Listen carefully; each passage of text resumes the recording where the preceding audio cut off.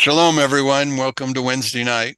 I'm glad to see you're here joining us on NETIV. It's a wonderful channel, and I'm looking forward to attempting to teach you something today. This is lesson 4 in Daniel chapter 11. And I can tell you with all honesty, we will not get through chapter 11 tonight, and we may not get through chapter 11 next week. It is rich. It is, well, let's put it this way. Since I met Chuck Dobbs, I'm finding myself getting up at 2 o'clock in the morning and studying for 4 to 6 hours, trying to assimilate what he's already learned in 12 years. And I can tell you, honestly, it's not that easy, but I'm very excited about what I've learned so far, and I hope I can get that across to you folks too. Ross, can you put up that first slide? Or do I have control of that? There it is. We spent last week talking about this slide. And what it is my attempt to show you a timeline of Daniel's 70 weeks. Now, for the longest period of time, when I talked about 70 weeks, when I was in my Christian mode and when I was even in my Jewish mode, I looked at it entirely different than I'm doing these days. The best I could do was 90, well, you had 70 times sevens would have given you 490 years. Now I'm understanding 70 weeks, according to Daniel, is actually 3,430 years. And it all boils down to defining words, giving yourself an understanding of what the word actually means.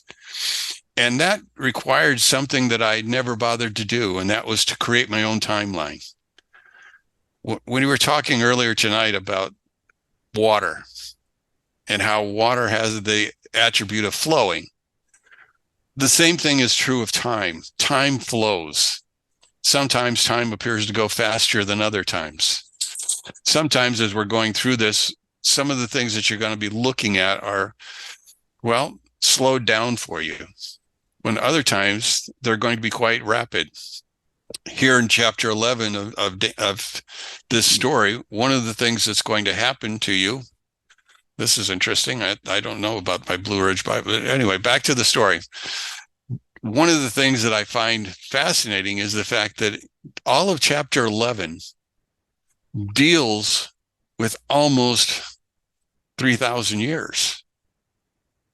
And so in looking at that, actually 2,300 some years is what it amounts to. But as you're going through that, there are very big periods of time that don't seem to have anything. And so as I'm going around and looking at what's going on, I want you to notice that the time for 70 weeks begins in 1406. That was the year that Joshua caused the children of Israel to cross the Jordan and came into the land. That was during that first month of that cycle of Jubilee. Now, if we go through time, one of the things that becomes obvious is that Daniel in chapter 9 said we need to know that it's 77 weeks, 62 weeks, and another period of 7 weeks, or another period of weeks after that. Total 70 weeks. Turn over to the next slide, if you would, Ross. Can you? Or do I? Too far. There you go. That's what I'm looking for. You know, we've talked about Nebuchadnezzar. We went through chapter 2 and we talked about the parts of the statue. And we talked about the fact that the head was gold and the arms and the breastplate were silver, and that the belly area, the thighs, those were brass or copper, if you would, and the legs were iron. But I didn't spend any time talking to you about the feet. And yet the feet are probably the most important. It gives the stability to all of what we're going to be studying. And so I have never really taken time to understand how this whole being, including the feet, fits into the period of time which we call the end of days. And so I began to look at this for an opportunity to understand. Time did not stand still after the destruction of the second temple, or the first temple, for that matter. All of it had to be included in this character that we're looking at. Those feet, those toes, have to represent periods of time. In fact, a great amount of time included. If I were to just give you a guess, I know that the iron legs represented Rome. But did you realize that Rome split and Constantine took what he called Rome to Istanbul, or to Turkey? And actually it's Istanbul today, but it was back then, he called it Constantinople. Well, in taking it there, we now have a new period of time. And what happened was Constantinople lasted for several hundred years. But like everything else, it collapsed, or just faded into the sunset, actually. That was the Byzantine period. After the Byzantine period, we had the Islamic period, the period of time with Muhammad, the 13th century, 14th century. After that, we had it going on for a reasonable length of time. It was intermixed with the Crusades. And after the Crusades and during the Crusades, then we had the Ottoman Empire. And after the Ottoman Empire, then we have another look at what we call the British, who make up a part of those feet. Lots of time has been spent. And what we've failed to look at is that we have at least 1,260 years wrapped up in those toes that we haven't even spent time talking about. Ross, flip to the next one, if you would, please.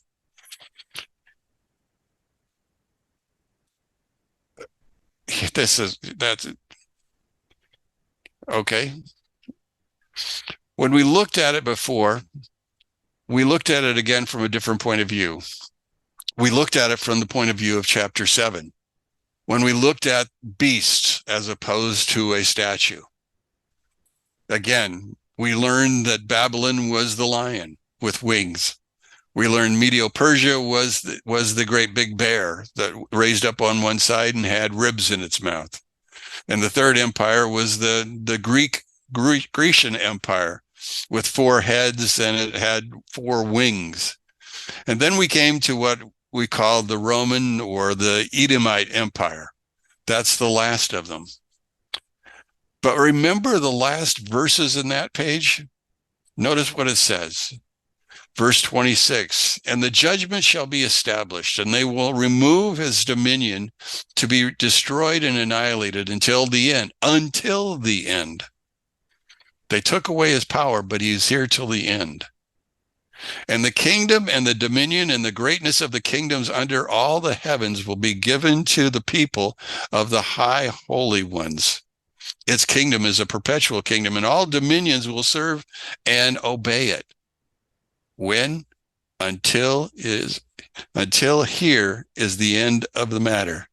Now, as for me, Daniel, my thoughts terrified me greatly, and my colors changed upon me. I kept the matter in my heart.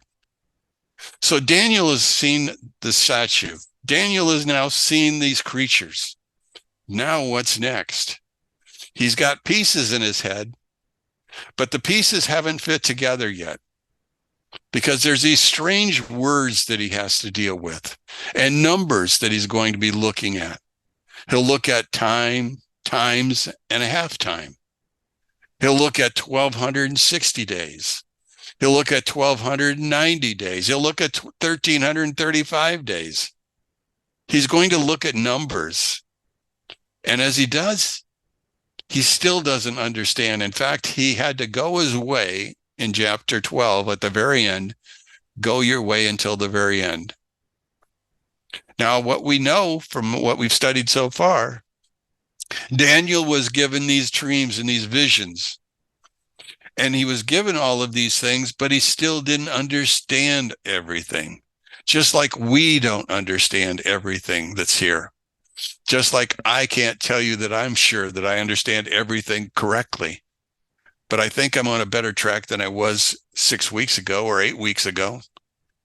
I think today, like I was saying to my friends, I was up at 2:00 this morning. I'm getting up early, coming in and studying for 4, 5, 6 hours by myself and trying to grasp all the numbers and all of the pictures that are going on in my head.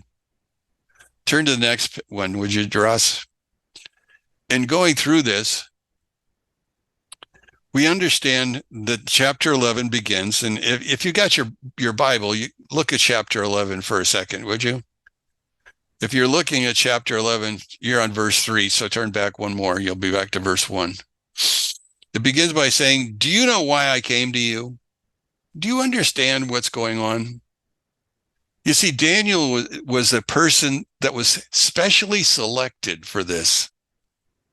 Now, Daniel was a member of the royal family or the royal house. He wasn't the immediate heirs to anything. He was a very bright young man at the time that he was brought there.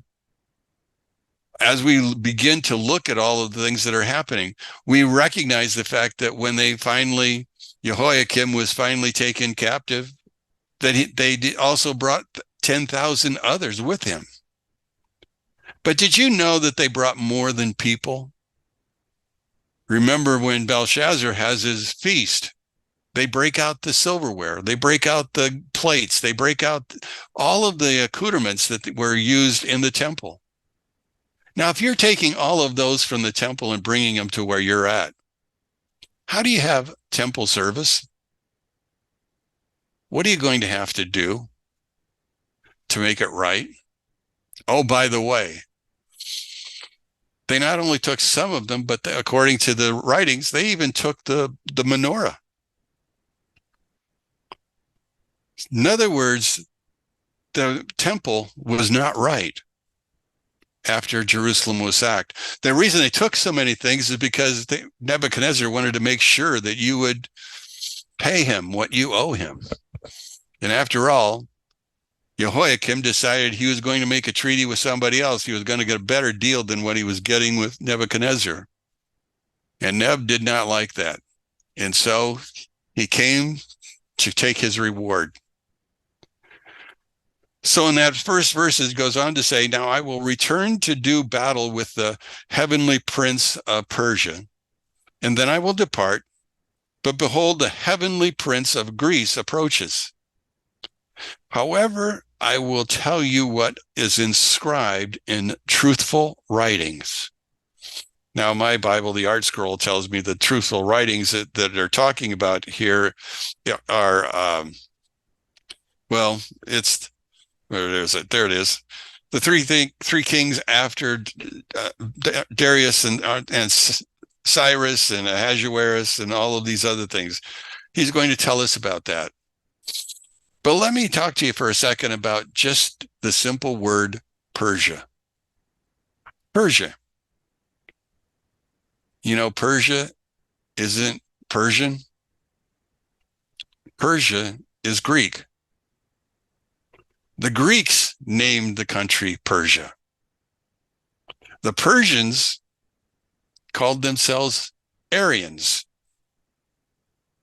Maybe that's where Adolf Hitler came up with the topic or the understanding of the Aryan race. But the Persians did not call themselves that. Not only that, the Greeks didn't call themselves Greeks. They called themselves Hellenists. Who called them Greeks? Rome. Rome gave them that title. The title called Palestine. Where did it come from? Well, it came from Rome. They called it that. Now, they called it that for the purpose of making sure that nobody understood that Israel was the rightful owner of the land. So they changed it. But that's not what the Jewish people called it. They called it Israel. So as you begin to go through language, you begin to go through titles, you begin to see things that are a lot different than what you would normally have thought. He goes on to say in verse number 3, which is already up here for you, and a mighty king will arise and will rule. And notice what else it says. This mighty king that's going to arise and he's going to rule. What about him? What about him?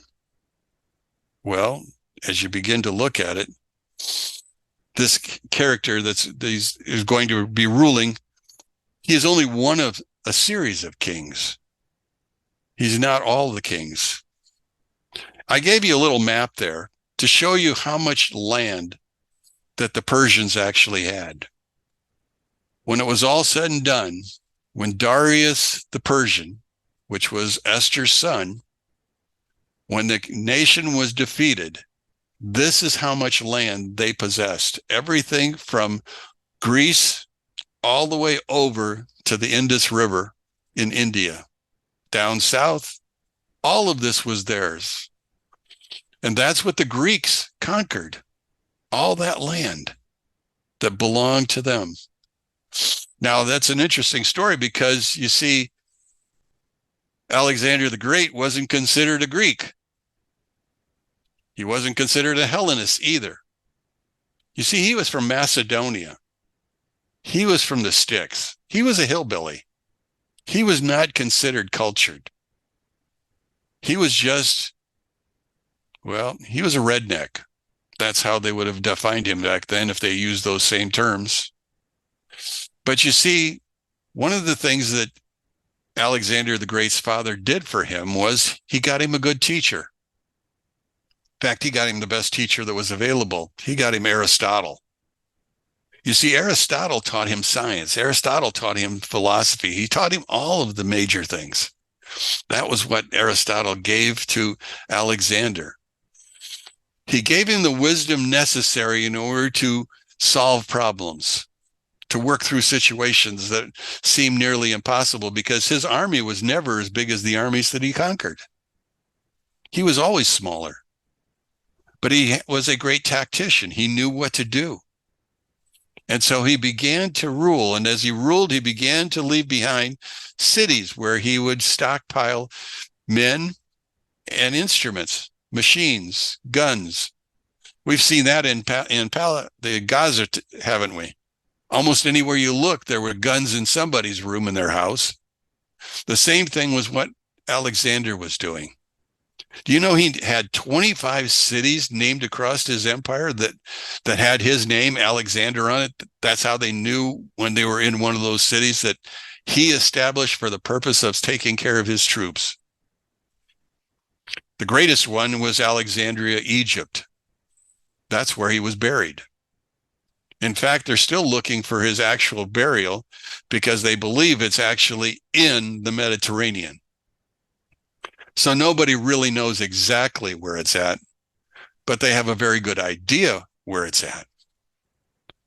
Now, Alexander was able to take advantage of the instability.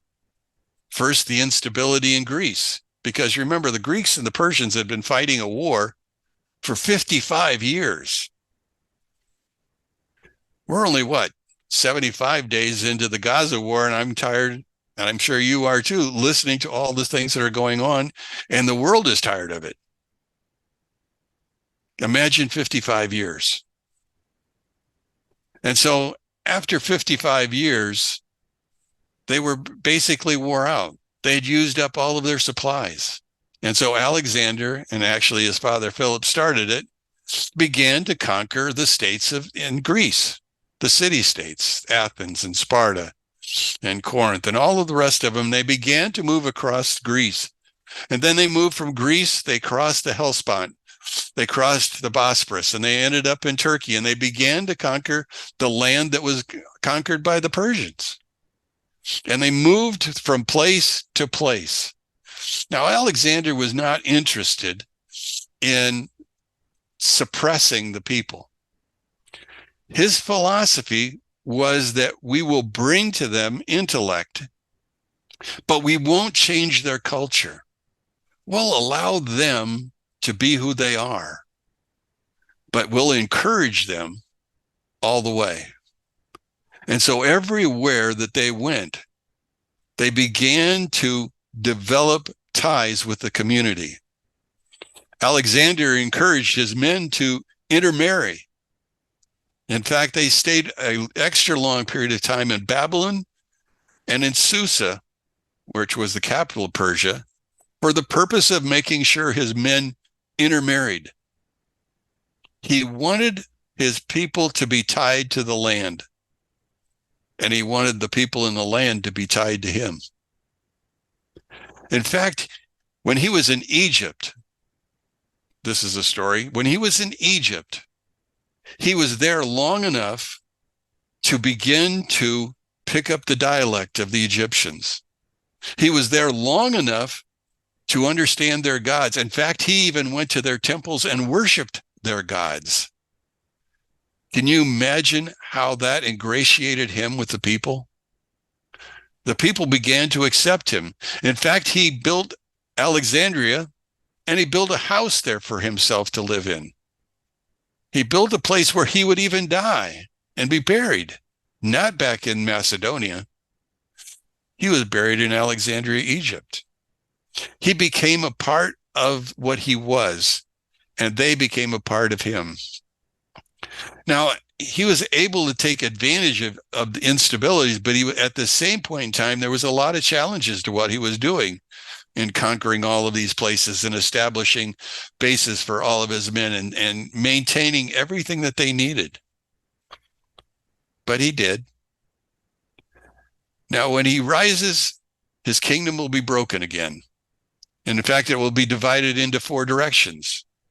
The 4 directions of heaven is what they say, but not for his posterity. You see, he only had one son. And when he was on his deathbed, they asked him a question: who should take your place? You know what his answer was? It wasn't his son. His son actually ended up dying of a disease, just like Alexander did. No, he simply said, the strongest shall replace me. After he said that and he passed on, it took 15 years for it finally to be sorted out. 15 years of squabbling among his generals as to who was the fittest, who deserved to have the land. You want to flip it again, Ross?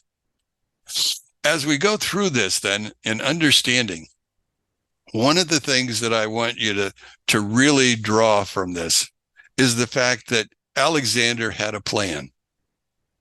It was a good plan, and it was working. I think that's just the same slide that was up, right? Now you're back to the beginning. In the beginning, God created the heavens and the earth. You remember that line? Okay. So as we're going through this, did I not make this PowerPoint good enough? Well, if you have to turn it off, you can turn it off, but hopefully we can get through. Just leave this page up. That'll help me as we go along.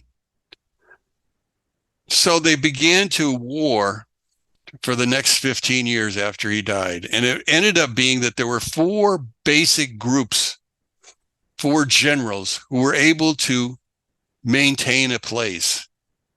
Now, of the 4, really most of Daniel chapter 11 deals with 2 of them, the king of the north and the king of the south. There was another one called Antigonus. He basically was in the upper Turkey area. He was into Macedonia and part of Greece. He was the 3rd character but the 4th one really never took off. He had a very, very small section that belonged to him. But the first one was Ptolemy. Now, you got to get used to it because there's 17 of them. But it's easy because I'll just simply say Ptolemy and you'll know that I'm talking about Egypt because they were all named Ptolemy. But then there was also the Second Empire, which was the Northern Empire, and that was the Seleucians. Those people had varying names, and so it's going to take us a while to catch on to that. We're going to use the name Cleopatra. I might as well tell you that up front. Oh, by the way, Cleopatra is not Egyptian. Cleopatra is Greek. So again, the names that we look at are not the names that we should really understand. Below the 62 weeks, I've laid out for you basically a semi-timeline, no way to completely bring it from beginning to end, but to basically show you these 62 weeks as he's laying them out for us. In the Babylonian Empire, which we doesn't talk about, the Persian Empire, the Greek Empire, the Roman Empire, also known as the Byzantine Empire.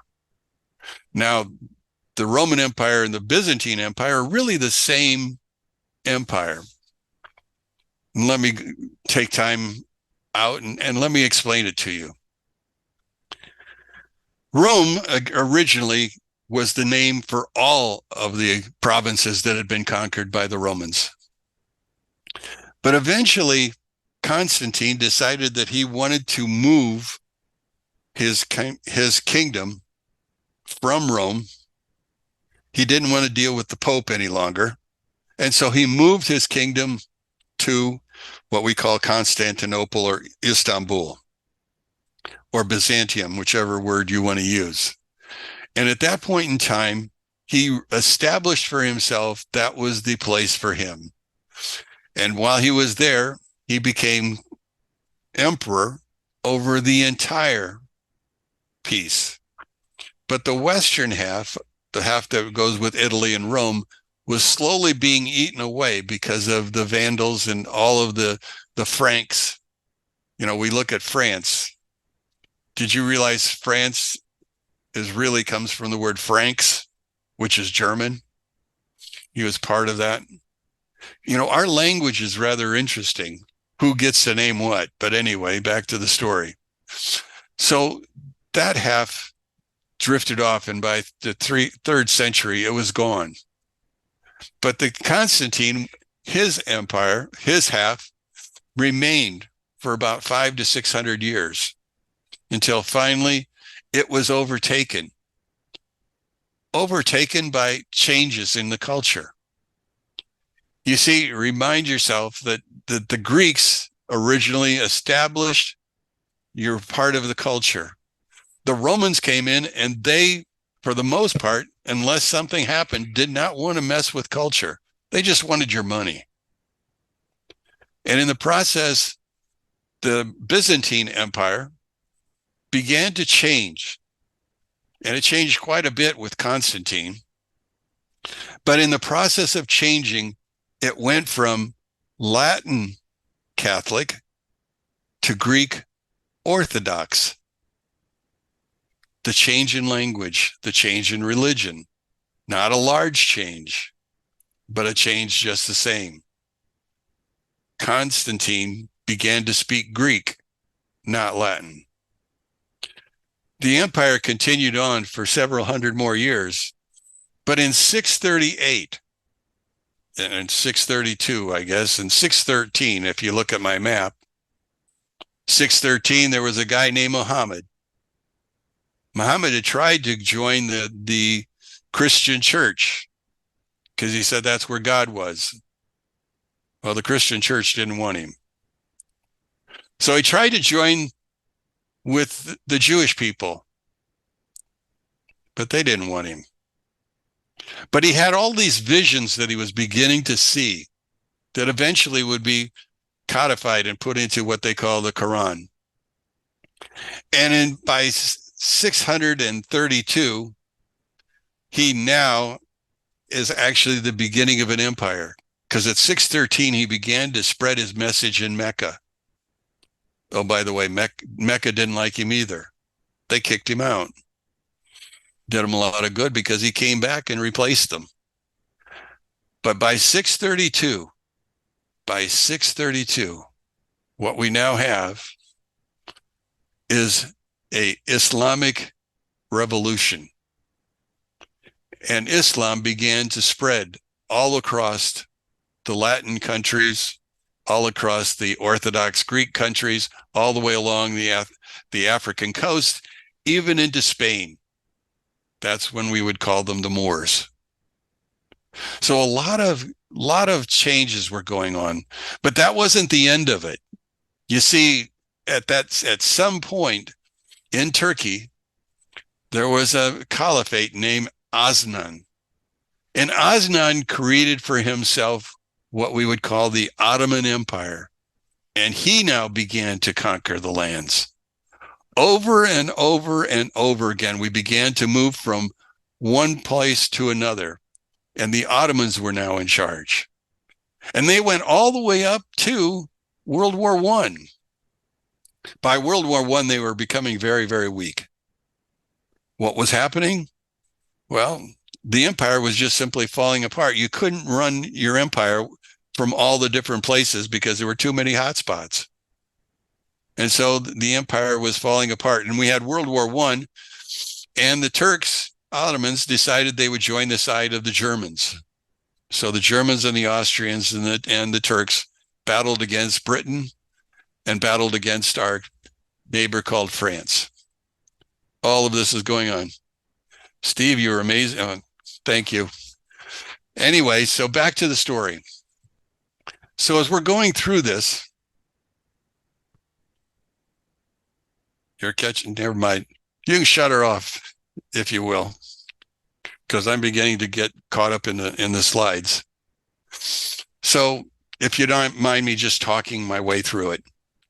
And so in the process, at World War I, Britain and France were attempting, with the help of Russia, were attempting to stop the Germans.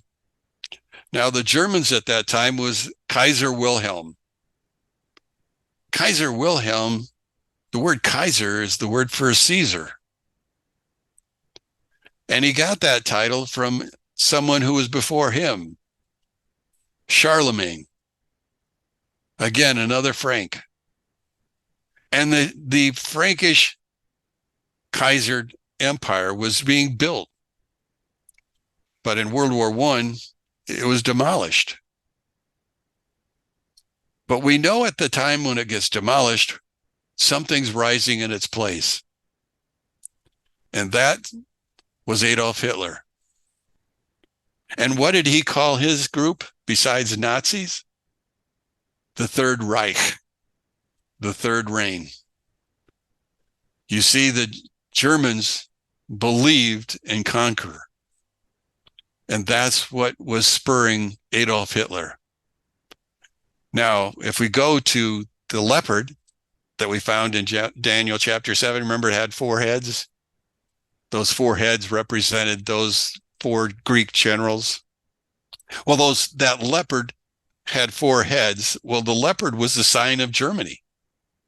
That was their national symbol. Lo and behold, as the wall fell in Berlin, Helmut Kohl declared, "We are now in the Fourth Reich." Again, he believed that the power of their dollar was going to propel them through Europe. And how did it?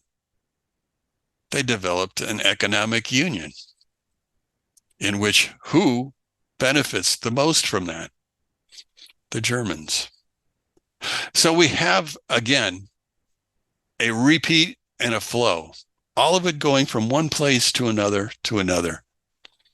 So at the end of, during World War I, the Turks are beginning to fall apart. Britain decides, let's give them some help. Lloyd George, who was the prime minister at that time, talked with his generals about establishing a revolution among the Arab nations, basically helping to destroy the Ottoman Empire. Who did they pick to lead that? Lawrence of Arabia. Lawrence was the general who led the Arab army. You remember Omar Sharif? You remember that whole story? That's what we're talking about. So over and over again, we begin to see things happening, and the nation fell apart. And Britain as a result, and France as a result, the United Nations, well, at that time, said, wasn't the United Nations. It was the um, well, World War One. What was the group? League of Nations. The League of Nations had established that Britain and France would be the custodians of all the Arab countries. They're the ones who named Iraq, Iraq. They're the ones who named the Jordanian, Jordan. They're the ones who named Syria, Syria, Lebanon, Lebanon, Palestine, Palestine, Moab, Ammon, Edom, Saudi Arabia. They named those countries. One of the problems with naming countries, you also have to figure out their boundaries. What if you get two tribes in an area that don't like each other? You see, that was a real problem in those areas. If you went to Iraq, you'd find out there were Sunni Iraqis. There were also Shiite Iraqis. There were also Kurdish Iraqis. Three different groups, none of them liking each other. That's when we ended up with a war. Remember, it was called Operation Desert Storm and Desert Shield. That's chapters 50 and 51 in the book of Jeremiah. Those wars are described for us there. Now, as we're going through all of this, we have to understand then that time flows. And so we're going to have a period when things are going quickly and a period when things are going to go slowly. So let's get back to try to make it a little bit quicker. So in verse number 5, if you will, the king of the south, that's Ptolemy's kingdom, will grow stronger than his enemy, and his nobles, and he will overpower him and rule. His dominion will be a great dominion. At the end of many years, they will join together. And the daughter of the king of the south will come to the king of the north to establish uprightness, marriage. But she will not restrain the power of her strong arm, nor will the king nor his arm withstand. So she and those who brought her will surrender as well as one who fathered her, and he supported her in times of need. Excuse me, I have sinus problems right now, allergies. As we're going through this, what we're talking about is the king. First portion of this was the fact that Salme was the strongest of the four men. His kingdom was the most sound. The reason his kingdom was the most sound was he took the advice of Alexander. He didn't try to change everything. He simply became a part of it. The other three all wanted to bring change about. They all wanted the kingdom to look like them. It didn't work that way. Now, as they became stronger and stronger, there was tiffs on the borders. The Antigonus group decided to invade the Seleucians, the northern kingdom. In fact, they conquered them. And the Seleucian king, whose name was Antioch, he moved to go to Egypt, where he was protected by Ptolemy. This is an easy story, right? Ptolemy organized the army. Ptolemy conquered all the land that Antigonus had taken away from Seleucus, from the Seleucid Empire. He gave it back to him. Lo and behold, he became so strong that he actually continued to conquer nations all the way into India to Pakistan. He grew the empire. But what happens when you grow an empire? Well, you also grow your ego. And so his ego was becoming very, very large. In fact, it was so large, he decided that maybe instead of me bowing down to Ptolemy, who saved me, maybe I'll make Ptolemy bow down to me. And so he invaded Egypt. That's when we begin to start what's called the Syrian Wars. There were 6 of them between the king of the north and the king of the south. And much of what you're going to read in chapter 11, all the way up until about the middle of the chapter, will be all the problems that'll happen because of those 2 going at it 6 different times. And no war that they were fighting lasted less than 6 to 10 years. None of them. So imagine all the bloodshed. Imagine something else. Whose country is in the middle between Syria and Egypt? Palestine. War after war trooped through their nation. One minute they belonged to the Egyptians, and the Egyptians taxed them. One minute he belonged to the Syrians, and the Syrians taxed them.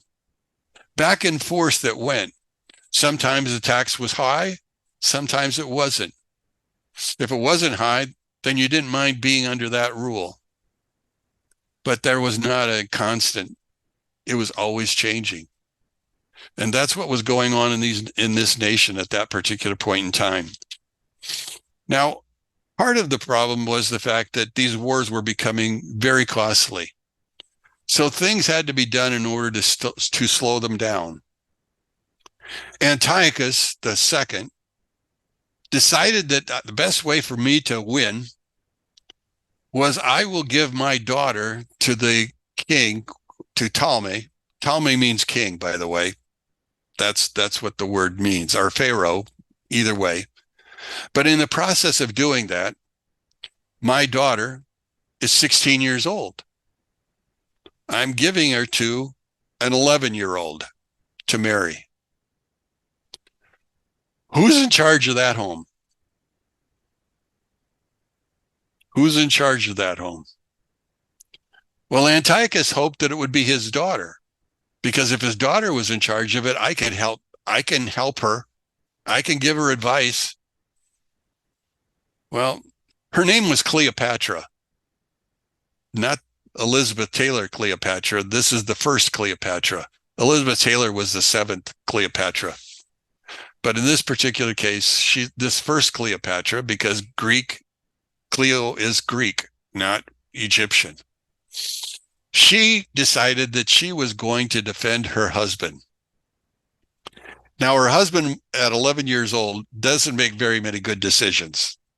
He has enough trouble knowing when recess is over, if you got the drift of an 11-year-old kid.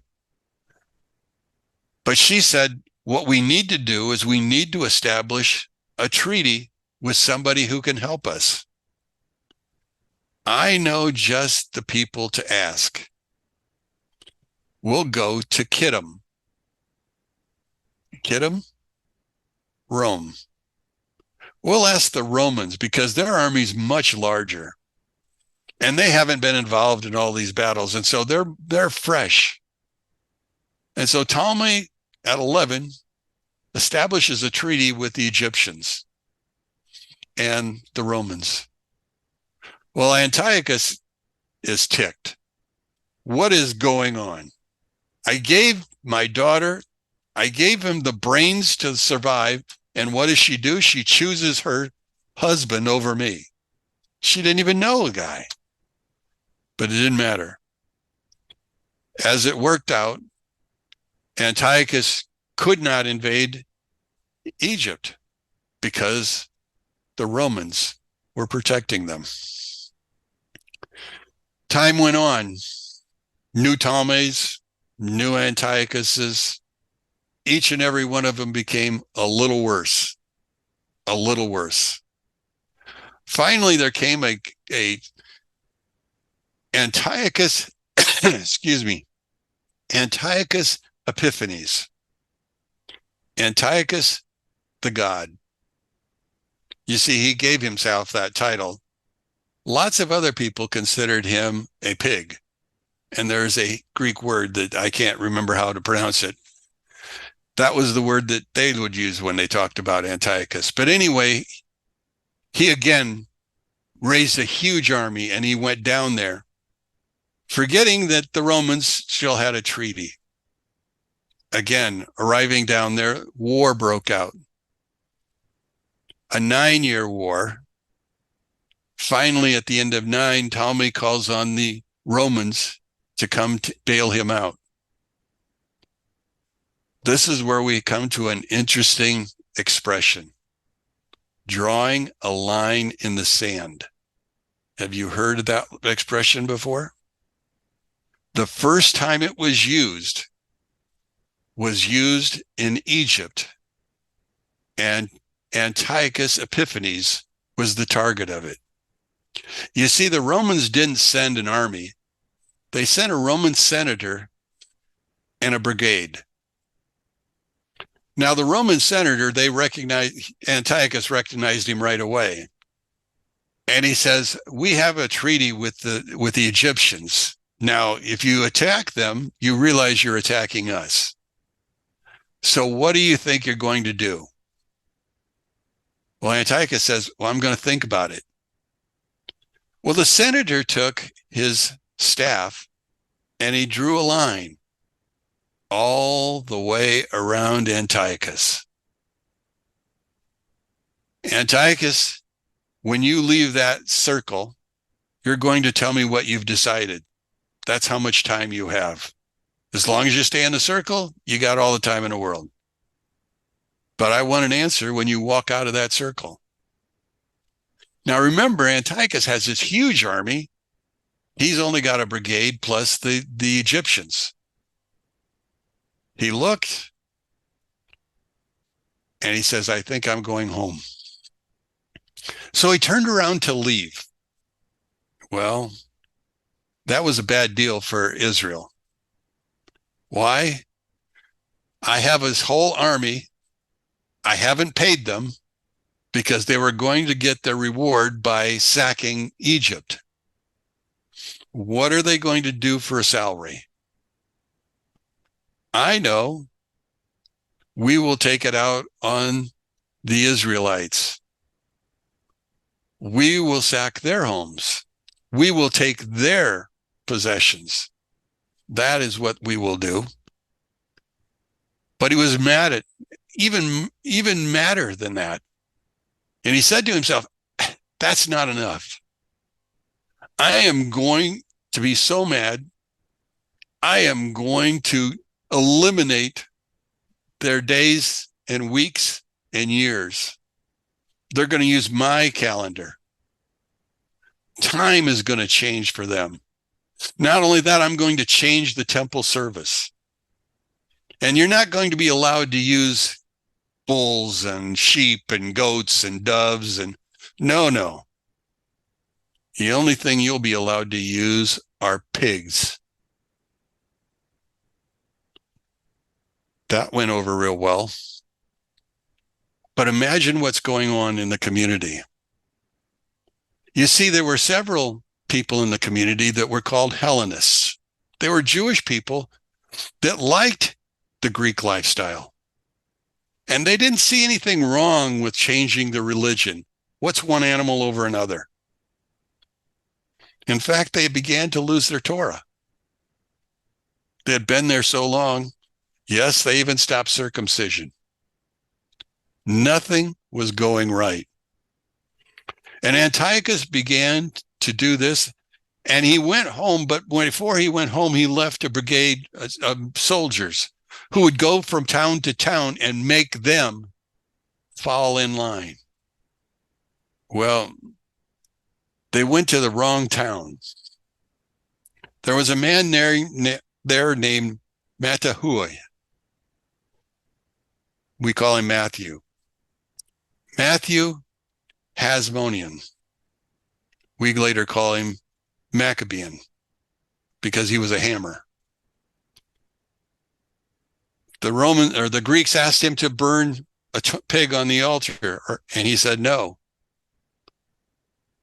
We're not leaving until you slaughter the pig on the altar. And he says, no. And another one said, I'll do it.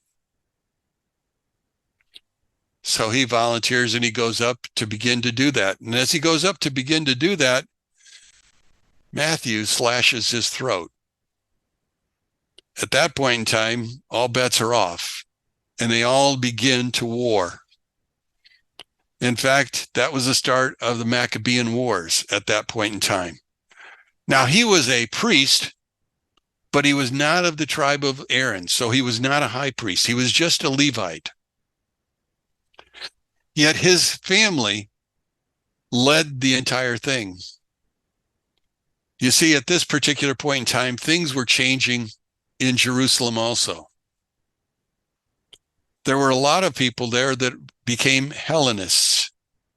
They also began to be known as Sadducees. There was another group called the Pharisees. And actually, there were 8 groups of Pharisees. And each one had his own version of Torah. The Sadducees said if it's not written in the line by line, it don't count.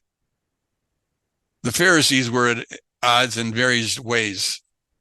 Their calendars were different, but that they could work that out. But there was one group there who was led by a priest named Zadok. Zadok was a true son of Aaron. And it got to the point where he could no longer stay. So he and many of the others like him left, and they moved to Qumran. Now, there was other places where they would go, but many went to Qumran. And while they were in Qumran, they did follow the Jewish ways. They followed the Torah as they understood it, orally and written. They also were responsible for doing what we call writing the Dead Sea Scrolls. 60,000 different scrolls. Now, most of them had dissolved by this century, 1947, 48, but many of them were still whole in some ways. One of my reading now is the Book of Jubilees and the Book of Enoch and the War Scrolls. There were many, many books that were still, the whole scroll was there and they were able to use them. The Book of Isaiah was there. In fact, if you go to Jordan, they have it encased and you can read it if you know your Hebrew letters and you don't need the vowel points. Over and over again, they began to spread out, but they moved away from. And so the religion of Jerusalem was no longer Torah. It was the religion of the Hasmoneans. Well, not only that, there was no king. After winning the battle, one of the brothers became the acting king. Now remember, they're Levites. They're not from the tribe of Judah. They're not even Davidic. So now you have an illegal high priest and an illegal king or monarch. You can imagine the people who followed Torah, the consternation they were in, where they went with this. I'm going to pick up the story next time because I've already talked at you for 55 minutes. I hope I made myself semi-clear. I would have liked to have used my slides, but that didn't work out, so best I got. But I'm getting you to this point when we're going to begin to see the Romans. Then I want to show you Islam. Then I want to show you the Ottomans. And I want to show you Syria. I want to show you Transjordan. I want to give you all of those understandings. And that will take us up to where we're at. But remind yourself, chapter 11 and the first verse of chapter 12 will get us only so far. It'll only get us to 1945, the end of World War II. But from there, I will fill in the pieces and help you understand that on October 6th, 7th of this year, Daniel's 70 weeks were finished. We are now in a new period. It's uncharted. We have spots that we can fill in, but it's uncharted. And so it's no longer about the Gentiles. The time of the Gentiles is over. Now is about the time of the Jewish people. They are the ones that will take us into the world to come. They are the ones. We are along for the ride. But we need to pray. We need to hold them up. Many of them are after this war has started, and many of them have become foxhole Jews, I guess, because they are now coming back and they're now looking at their Torah. I was listening to a podcast on the way home, I think it was from my daughter's house, in which the gentleman was talking about the first time one of his buddies actually participated in a minyan and put on his first talit and his first phylacteries.